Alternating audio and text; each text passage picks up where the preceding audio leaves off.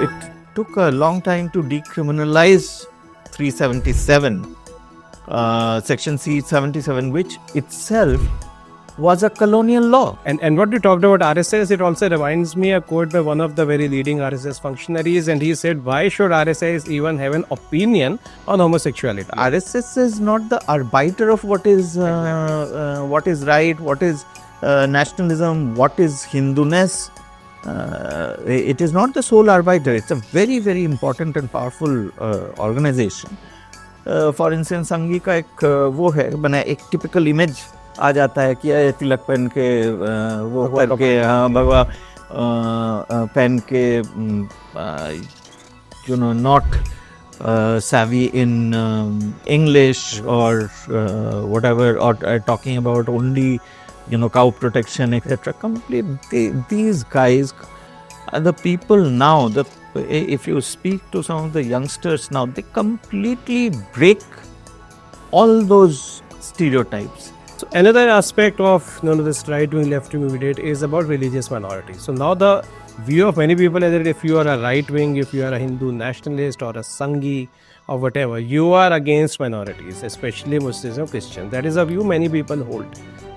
I have nothing against a person who's Muslim or against somebody who's Christian or Sikh, whatever. As long as but please do not expect me to reciprocate with secularism when the other side, when the secularism is going to be one way. Hello and welcome once again to Kitaabi, Baatein. I'm Abhishek, also known as Books Wale Bhaiya. Since 2014, India's polity has taken a tilt towards the right. We have right-wing government, we have right-wing economic policies. But is the right wing right for India? How different it is from the left of center politics being followed since independence? What does the right wing thinks about India's economics? What does the right wing thinks about religious minorities and various other issues of national and international importance? Well, who better than veteran journalist Abhijit Majumder to talk on these issues, who has recently come out with his book, India's New Right. Abhijit, it's a pleasure to have you on Kitaabi Baatein. Hi, thanks, Abhinav, for having me on your program. I've heard about it. It does quite well. Thank you so much. So, Abhijit, your book, India's New Right, and you talked about the nationalism and civilizational... let me show the readers the book. Once this is the one, right? So this book talks about nationalism and civilizational revival, and yet you named it India's New Right. Now, as the nationalists, they don't want to associate with anything Western, or they don't want to look at things from a Western lens. Yet you named it right wing, which is, I think, a French term which is used for defining your political ideologies. So why the name India's New Right? No, first of all, right is not the West's monopoly, right? Right. It may have come from the French Parliament, where the conservatives used to sit on the right and the socialists used to sit on the right. But however, the West doesn't have a monopoly on the word right. India can define its own right. What would you have otherwise called? It was a problem for me. It was a challenge for me. It made me think that, how does one define what is non-left in India? Now, you cannot say it's non-left. You shouldn't define something by what it is not. It is not in the sense India does not have a right in the sense of the West. That is okay. For instance, our economic thought, our economic policies are, very different from of the right. The right in India oftentimes is very protectionist. Yes. In terms of economic thought, Swadeshi in terms of economic thought, while the West we see, completely free market. Etc., which most of our people on the right do not support. Yes. In the West, they have a huge problem with abortion, for instance, which India from the 70s has a proper MTP law, which has recently been amended to, place the prerogative even more on the mother. Yes. The decision on the mother, and nobody in the right had a problem with that. Nobody who's a nationalist, Indic, whatever, had a problem with that. Or, for instance, it's alternative sexuality, what they say LGBTQ. Yes. Now it's a whole entire alphabet soup. But we never had a problem with gender fluidity or that. Even when we were, it took a long time to decriminalize 377, Section C-77, which itself was a colonial law. Yes. It was not a, it's not in our tradition Yeah. to criminalize somebody, for their sexual choice, Right. especially what they're doing within their bedroom or Right. within the house. And the abrogation happened under the right-wing government. And it happened under the route. Dattaji, Dattatreya Hosbole of the Sangh actually said on stage that, while we do not sort of encourage this kind of, homosexuality, whatever, we do not encourage it, but you cannot criminalize it. Yes.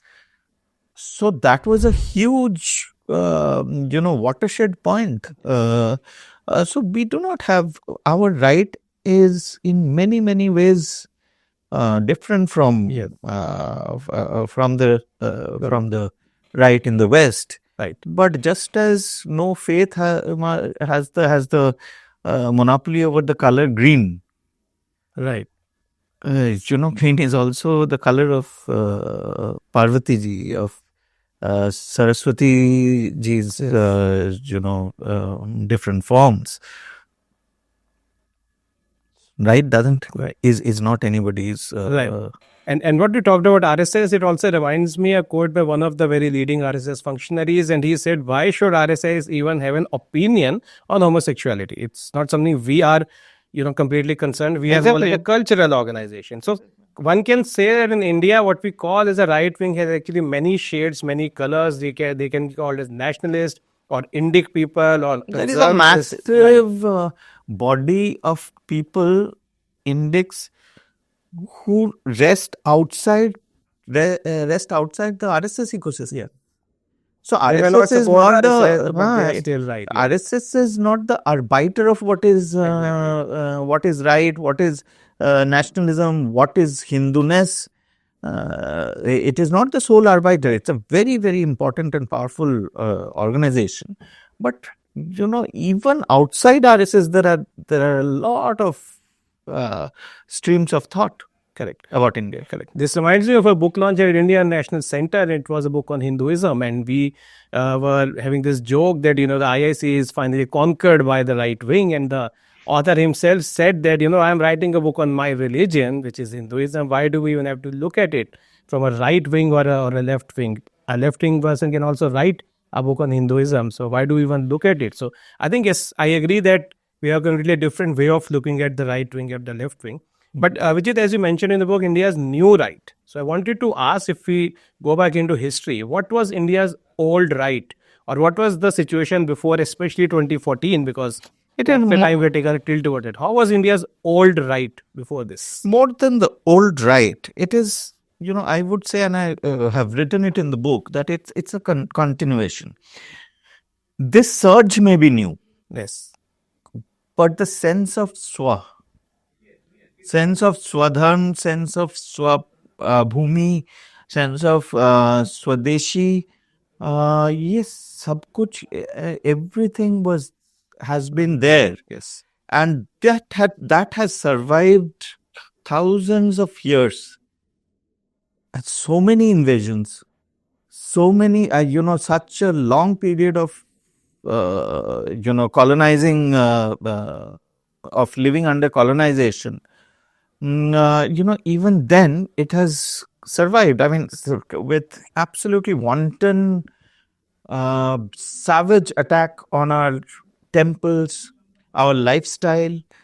our ways of worship, our beliefs, our everything, are the core of our existence. The swa, still, always sort of, that has been that has existed. This new surge is, this book captures this moment of the nation's from the nation's life. Right. So it talks about the new Sangi, the youngsters who Sangi, for instance, Sangi का एक वो है बना एक typical image आ जाता है कि ये तिलक पहन के वो करके भगवा पहन के not savvy in English or whatever, or talking about only cow protection, etc. These guys, the people now, if you speak to some of the youngsters now, they completely break all those stereotypes that the left had created. Right. Yeah, ऐसा नहीं कि पहले से था, but the left had created to sort of always look down upon anybody who was talking about Indic culture, about being proud of one's own culture, one's own religion, one's own land, one's own philosophy, everything. So this is a bit intriguing because we are talking of an India which is now, after independence, it completed 75 plus years. There was a time when India was under foreign rule. In fact, India was under foreign rule since many centuries. And when India was being ruled, especially by the British, it is quite understandable that they wanted Indians to hate anything related to India because that strengthened their rule. So they had many systems in place which made Indians, forget their sense of pride and believe in everything which is Western or non-Indian. Yet why you think it took more than or close to 7 decades after independence to have this kind of consciousness of Indian or Hindu nationalism? Because of what the British did was a stroke of evil genius. They were brilliant at, they studied India. They studied India even better than most of us do. Yes. And they found out the fault lines. Okay, what are the fault lines of, they have? How do we sort of, in that, not just Max Muller, not just Macaulay, but I'm forgetting his Traven, I'll remember. All of them actually did phenomenal work in actually understanding the psyche of the Indian, and actually started working on ways which would completely detach ourselves, us from our culture, Yes, from our roots. And they did it brilliantly. One of the most brilliant pieces of legislation, again a dark, terrible one, was the English Education Act of 1835, which actually actually said that we are setting out to create brown people who are brown on the outside, but who will be white on the inside, from inside. Yes. Or abhi bhi, it is the same, the same thing that we see. That is, that is being challenged by the new right. You're right. कि भाई हम हिंदी में बात करेंगे या बांग्ला में बात करेंगे या तमिल में बात करेंगे, या कुछ हमें वो होने की जरूरत नहीं कूल बनने के लिए. We don't need to sort of be speaking English like they do in London or someplace. That confidence has come. And there are reasons why the confidence has come. That's very true. So we have our sense of nationalism, our culture, which is we are reconnecting to our roots, with our swa. That's true. So in the book, you talked about many aspects. The most important one, in my view, is history, which has become the kind of new battleground, as we say. I think that's the major change you see in the last 10 years. There are many people who are, helping this new version of history to come in. We have Sanjeev Sanyalji, we have Vikram Sampath, we have many others such which are labeled as the right-wing historians. How do you see their work, and what kind of influence it has cast on the young Indians?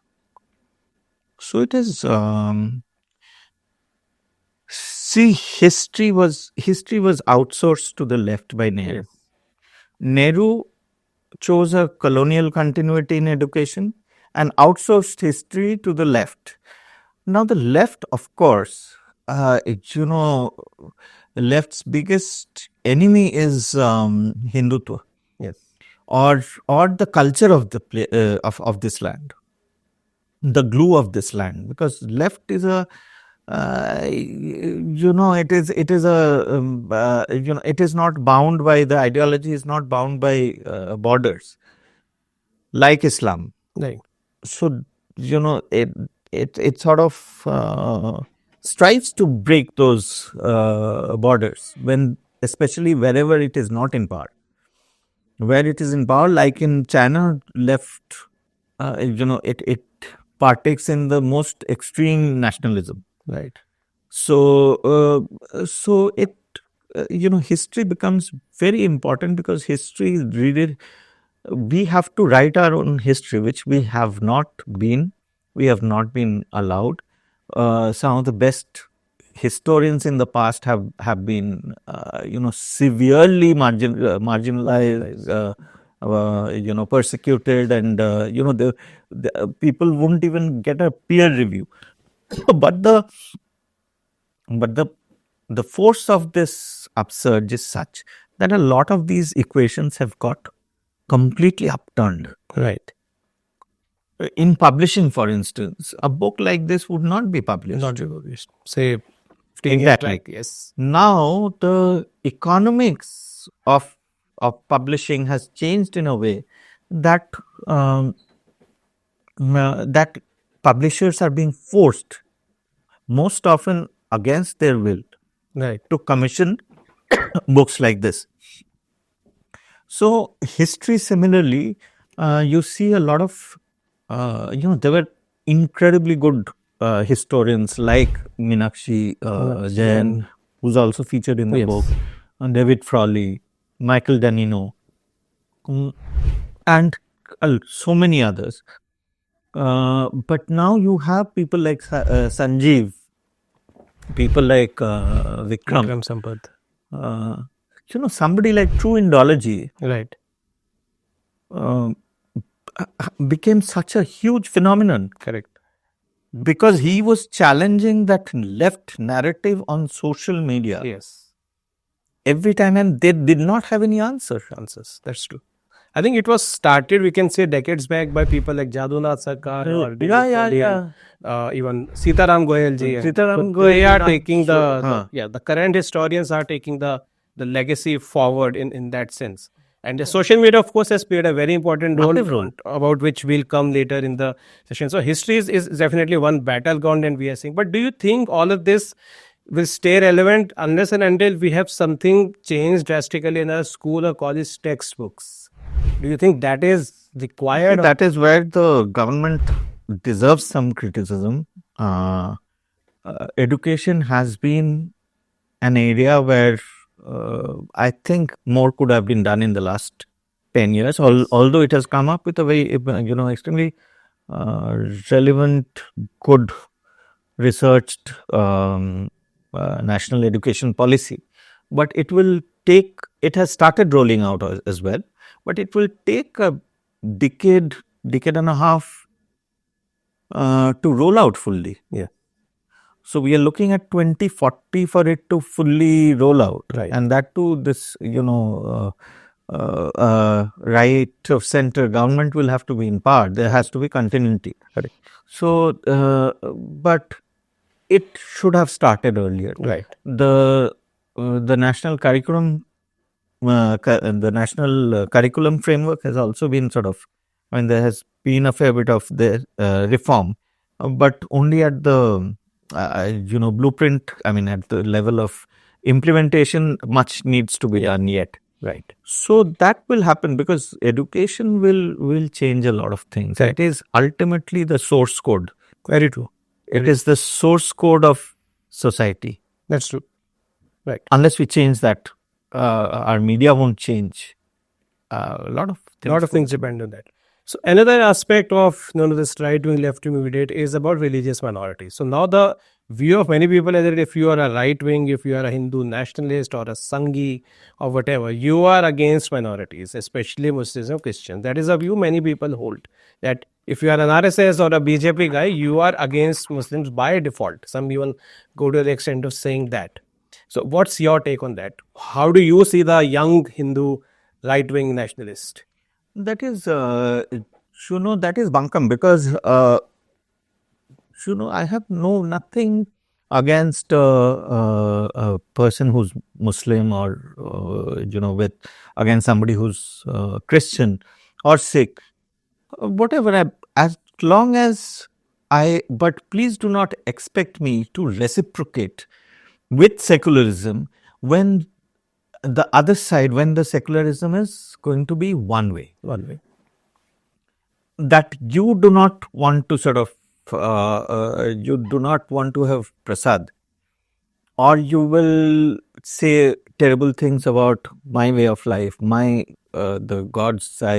God I worship, gods I worship. And I will say that, oh, wow, I mean, amazing biryani and amazing kawali. That is not going to happen. We are going to examine, because we have a loaded past. Right. We have a loaded past. There has been a 1,000-year demographic war that is still waging. Right. That is still being waged against this land. And if you are, if you are part of that, then obviously you will not be. But there are a lot of Muslims. This book has a whole chapter on it, and who acknowledge their Indian roots, Indian cultural roots, and yet they are either Muslim or they're Christian. There is no problem with that. Absolutely. There is no problem with that. There is unless there is mutual respect. Yes. There is not going to be one-way respect. It has to be from both sides. Exactly. And also, yeah, we are not going to, no amount of leftist brainwash should make us let our survival instincts down. We are seeing what has happened to Europe. Right. By constantly, pushing this thing of cultural enrichment and multiculturalism and etc., they have imported absolute poison, who don't want to integrate, who don't want to respect your culture. So that is, and constantly you're being told that lower your guard, boss. So what? Be the magnanimous, right? Because you are majority. The majority, those numbers get wiped out very, very soon. So that distinction is the wrong way of looking at it. We are the majority and we are the minority. Yeah. What majority, what minority? Right. Yeah, the Muslim. In the eyes of law, everyone has to be the same. So yeah. This reminds of a conversation with our mutual friend Utpal, and I raised a question that it is said that why should a Muslim who is here in India today should be blamed for, say, a mosque demolition which was done by a Muslim but some 500 years ago? And he said, yes, one must not blame any current Muslim for something that was done 500 years ago, but there should be an acknowledgement that yes, this was done. Mutually, have to ensure that no such things ever get repeated. Yeah, there has to be reconciliation. You cannot have this whole attitude that, well, I mean, ठीक है, मैंने तो नहीं किया था, but वो जो हुआ था, that's not. I mean, that's a glorious chapter of my. It cannot be a glorious chapter, of course. Right. It was an act of destruction. Let's take it that way. Let's move ahead. Move ahead. Perhaps getting too much into the history. Let's If your supremacy comes into the equation, then I'll do what has to be done. Of course. Right. So another aspect rather than minorities is that of the sexual minorities.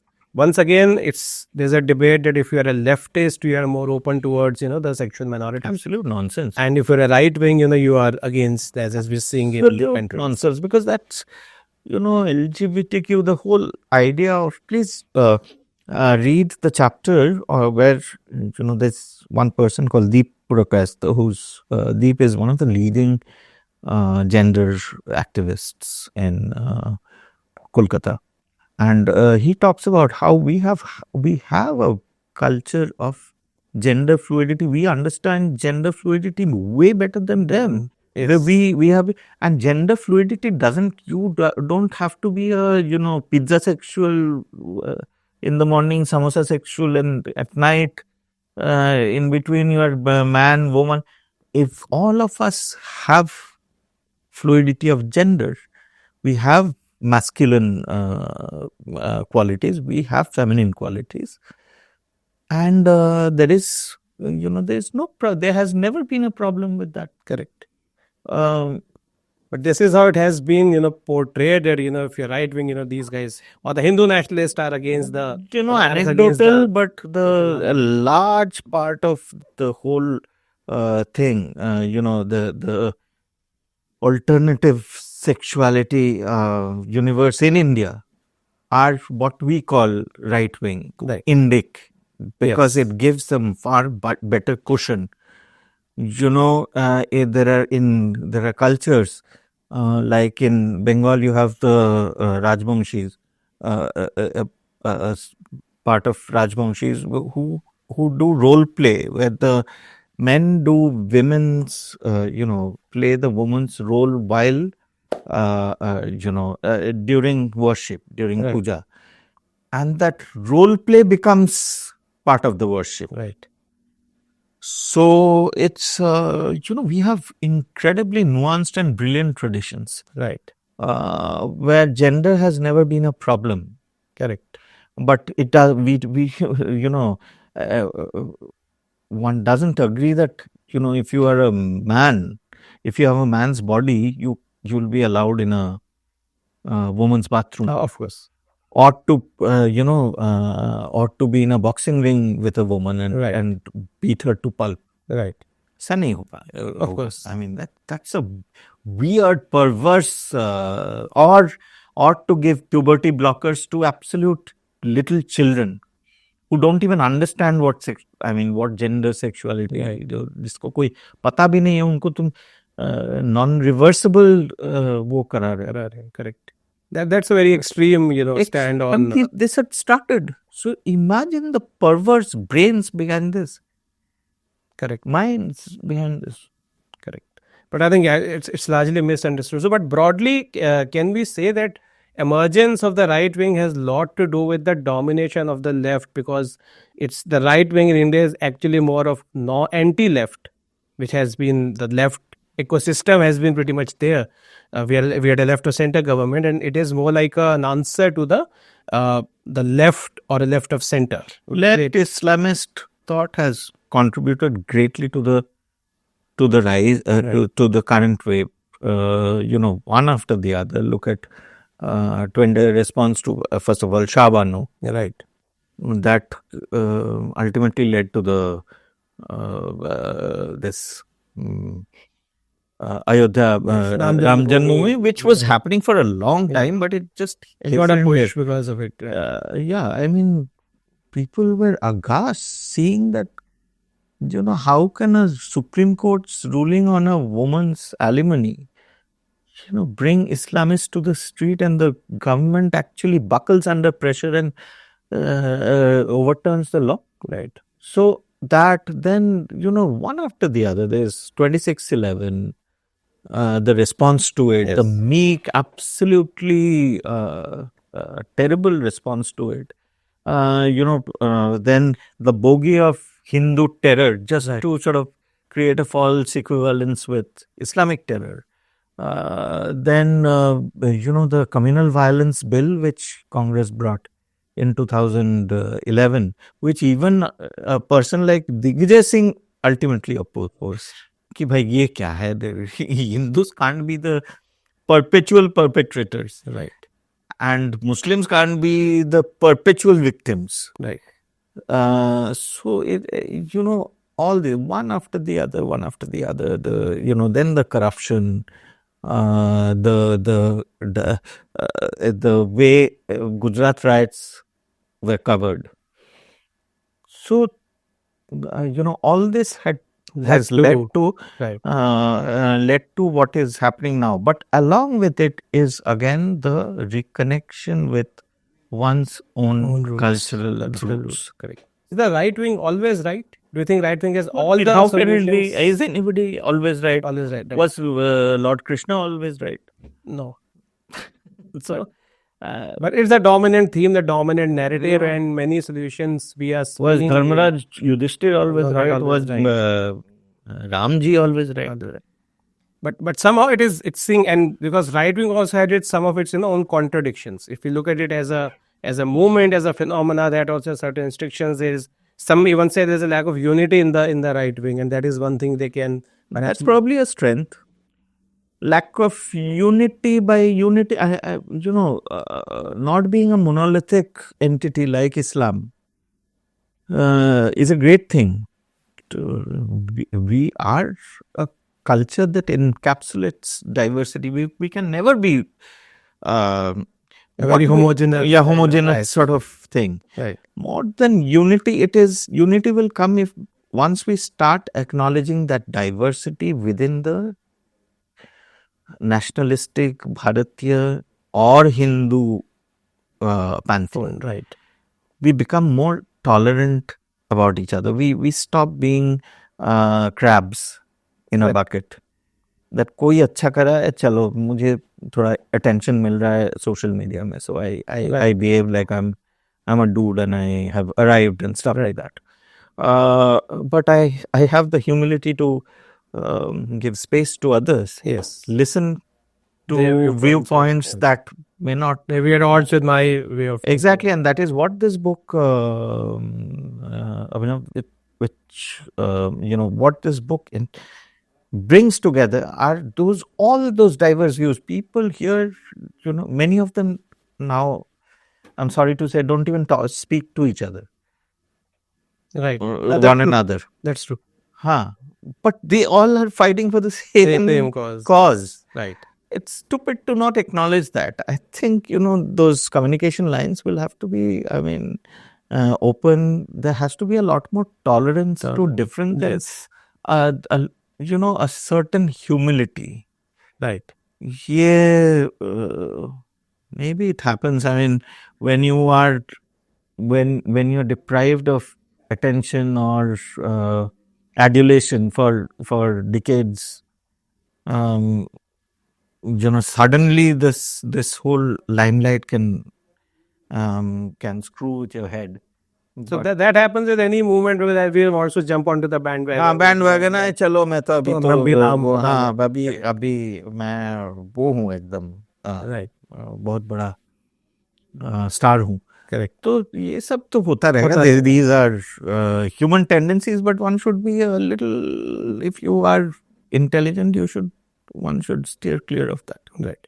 So one question again related to politics. So 2014 is the year we say when the right wing got stronger because of the rise of Bharatiya Janata Party. They got full majority. Did Prime Minister Modi led to the emergence of the right wing, or did the emergence of right wing led to the Prime Minister? I think time throws up people.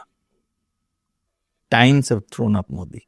Modi has not thrown up the time.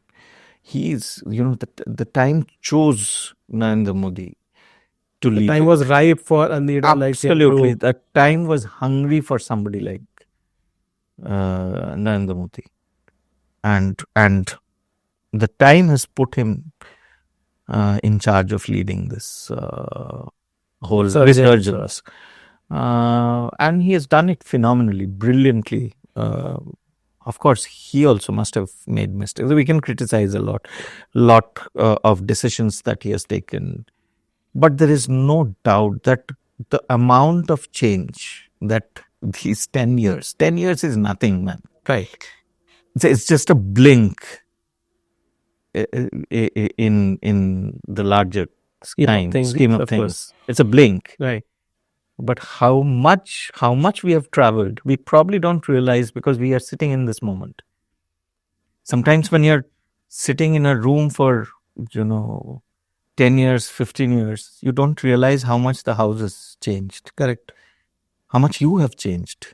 We at times we only look at things when hindsight with that hindsight we can arrive at a better conclusion. So, but yeah, it's because they're often related. We say okay, it's all because of BJP's rise and Modi's rise. Overton window has changed so so much. We can talk about things that we would never talk about. We can discuss stuff. There's India is now a country full of hope. Yes, there are a lot of edges to be smoothened, but we are on the right path. I feel so. Right. So my last question related to, again, we talked about right wing and the association of BJP. Do you think the right wings, this resurgence and all of this, its shelf life is limited till the time the BJP is in power, or do you think this is a phenomena which will continue irrespective which party is in power? I mean, tomorrow if we have, I think many parts of this is irreversible. I think it will be very, very difficult to reverse the sense of the reconnection that has happened with what was already, with a river that was already flowing underneath. Right. Suppose Saraswati re-emerges tomorrow. Will it be easy for you to even, then put a lid on it again? Correct. It won't be easy for us to put a lid on that. And this is our civilization is a much more powerful force than just a river, any particular political party or it's much bigger. It may change its form, but I don't think you can put it back in the bottle again. Right. So yeah, that's good. I think that's a positive note to end the session, and let's hope that India continues on the right path. No matter which government is in power, continue on the right path. Whether you say it's a right wing path, but it has to be on the right path. That's very important. Abhijit, it was a pleasure talking to you. I loved reading a book. I loved interacting with you, and my best wishes for the success of this book. Thank you, man. Thank you. Namaskar. Thanks.